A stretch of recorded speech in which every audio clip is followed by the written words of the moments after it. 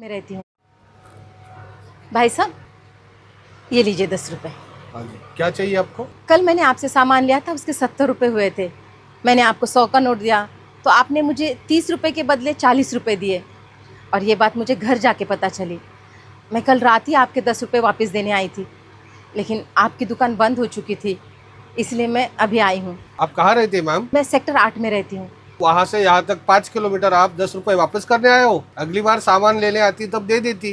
और इस 10 रुपए से मुझे कोई फर्क नहीं पड़ता। भाई साहब, मेरे पति अब नहीं रहे, लेकिन वो हमेशा कहते थे किसी का पैसा नहीं रखना चाहिए। जिसका पैसा है वो चुप रह सकता है, लेकिन हमने अगर किसी के पैसे रख लिए, ऊपर वाला सबका हिसाब करता है।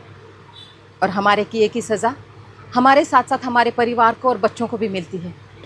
नमस्ते भैया। रमेश, दुकान पे ध्यान दे, मैं आ रहा हूँ। अरे मालिक, आओ क्या? आइए आइए आइए आइए, बैठिए बैठिए।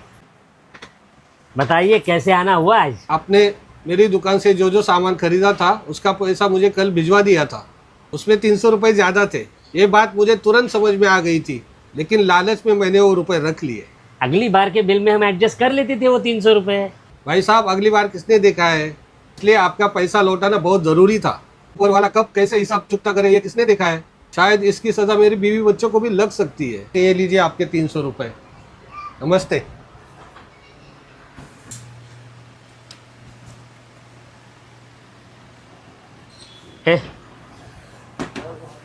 ऑफिस संभाल, मैं जरा आता हूँ।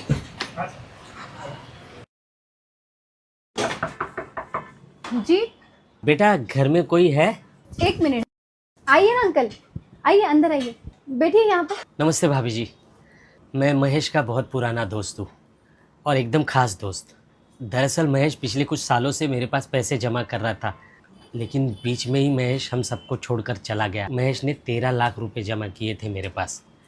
अब ये बात महेश और मेरे अलावा किसी को पता नहीं थी, इसलिए उन पैसों का लालच मुझ पे हावी हो गया।